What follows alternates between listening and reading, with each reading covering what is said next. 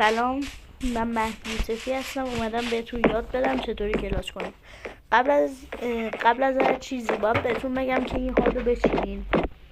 بعد میرین بالا، میشینین و به بلاک پایینیتون نگاه میکنین. میرین جلو و میشینین. این چه خب یه بار میرم نگاه کنید که فکر نکنید مثلا من کلاس نکردم.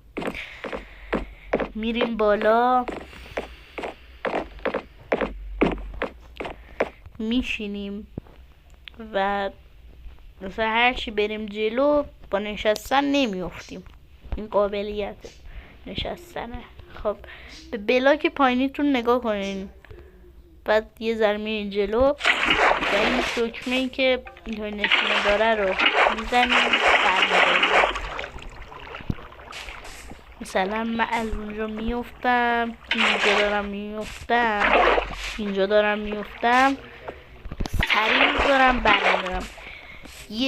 ببین من خودم تا 2 بلاک میذارمش، ولی مثلا بعضی وقتا میشه که یه بلاک فاصله دارم میذارمش و مثلا یعنی 2 بلاک رو کم میذارم و 2 بلاک فاصله داشته باشم کم میذارم، چون اگه 2 بلاک بذارم یه ذره میترسم که آبشو بذارم سری بردارم بعد خراب بشه دیگه کلاس کردم.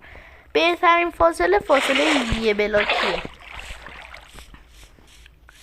یه بلاک با زمین فاصله داشتین سری میذارین، هیچ دمیجی هم نمیکنین.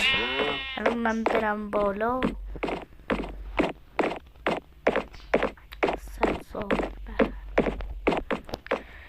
خب به پایین نگاه میکنم، میرم.